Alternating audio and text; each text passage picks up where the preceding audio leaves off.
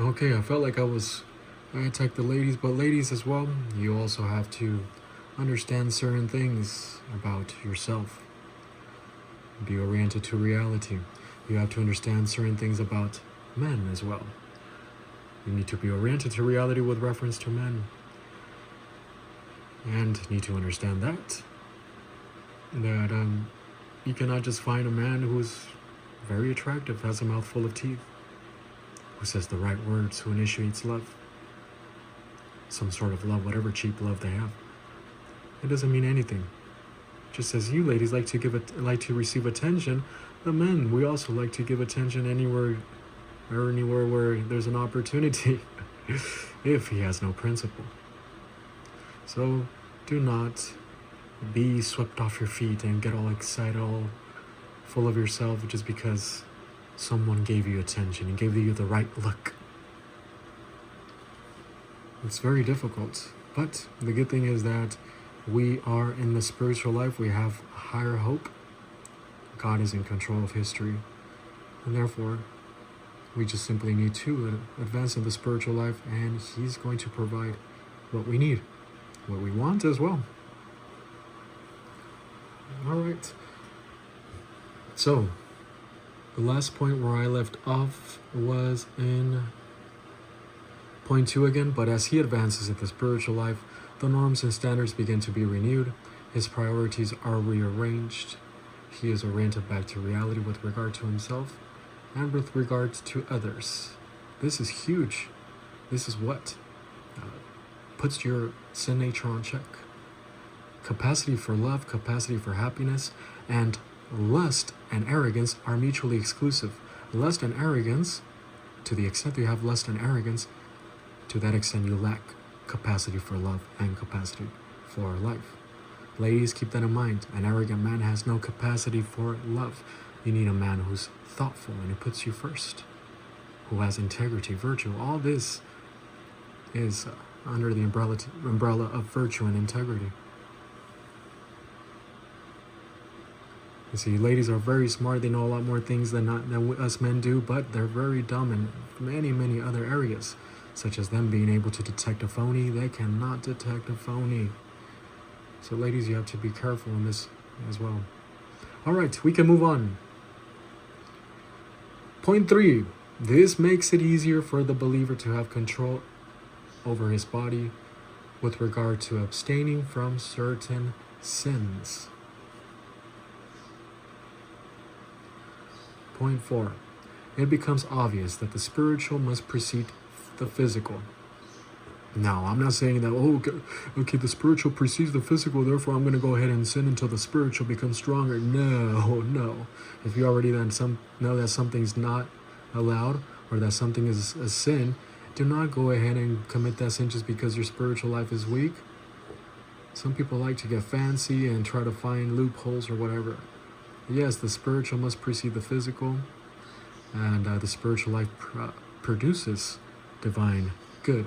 But do not go ahead and do something or look for an excuse to go and sin. You will receive some divine discipline.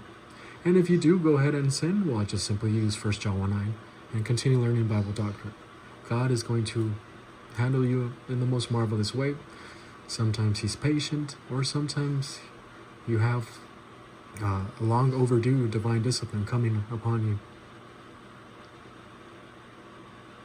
Point 5. Once the believer is able to subordinate the body to the spiritual life, there is cohesion between the physical and the spiritual.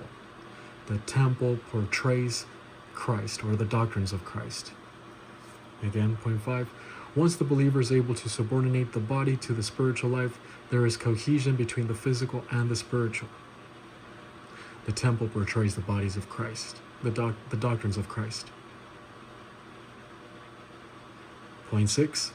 Your body is the temple that has the Shekinah glory, and you are a royal priest worshiping at that temple.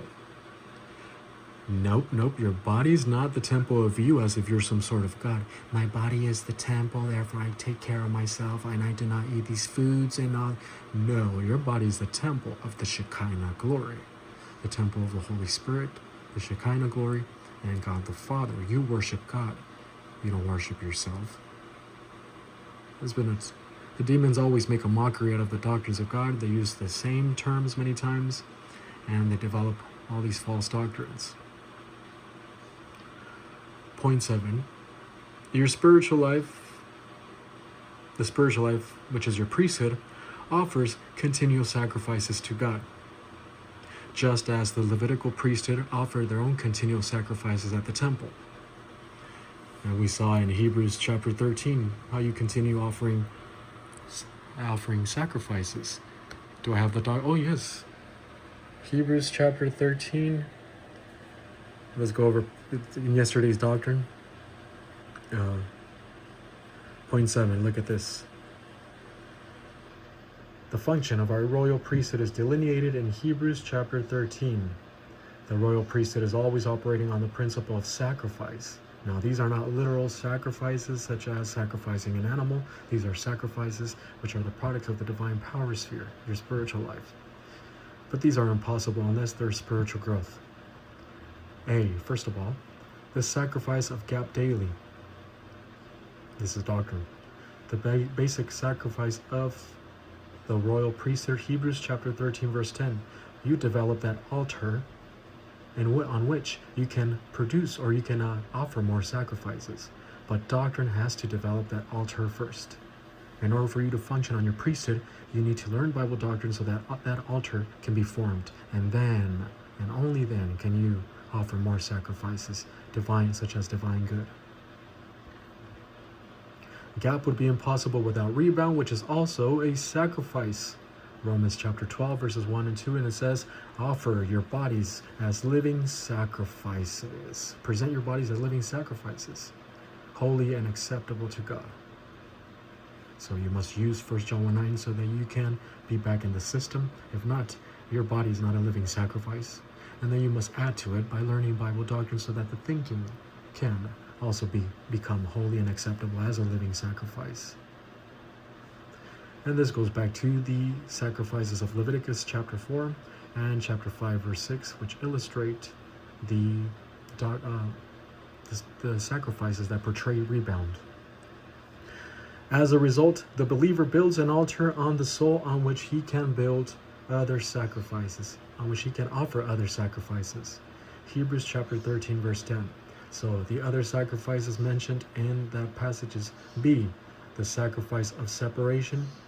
Hebrews chapter 13 verse 13, we just saw it right here. You separate yourself from unbelievers. That is a sacrifice. But you must do everything in love. Do not do it out of spite. I mentioned last time how people sometimes, in order to cope with reality, they'll go and use a defense mechanism. Why do I mention this? Because if that separation is too painful for you, if you're not ready for it yet, and you decide to separate yourself because you want to be a good Christian, and you decide to use a defense mechanism, and what do? You go back and resort and think about something negative, some sort of injustice. You were slighted. They left you at the bar. They took away your girlfriend or something, one of your friends. And so you decide to think and dwell on that negative thought and use that as motivation to separate yourself. Then you're not doing it no longer in love. That is not the product of Bible doctrine. That is not a sacrifice. You are using a defense mechanism. And there's a great difference between the defense mechanism and the problem-solving device. Defense mechanisms are human solutions. Problem-solving device is the divine solution. Okay, see the sacrifice of praise. Hebrews chapter 13, verse 15. Sacrifice of praise. D, the sacrifice of divine good. Hebrews chapter 13, verse 15. Divine good. E, the sacrifice of prayer. Hebrews chapter 13, verses 18 to 19. But all these things are a product of doctrine. Do not put the cart before the horse. You must build the altar first, and then you can offer sacrifices. Okay, we're almost done with our points here. And what did I say? Point 7. Your spiritual life, the spiritual life of your priesthood, offers continual sacrifices to God, just as the Levitical priesthood offered their own continual sacrifices at the temple. Point 8. The tabernacle, or the temple, and the Levitical priesthood of the dispensation of Israel were in agreement. There was cohesion between the two. The tabernacle had to portray Christ. The Levitical priesthood had to function also with rituals that portrayed Christ. Both of them portrayed Christ. There was cohesion between the two. Point 9. In the church age, there must be cohesion between the temple of the Holy Spirit and your spiritual life. In the same way, there was cohesion between the tabernacle and the Levitical priesthood. In the same way, there must be cohesion between your body and your soul. Your soul's logged into the spiritual life, being filled with the Holy Spirit, receiving information from the human spirit.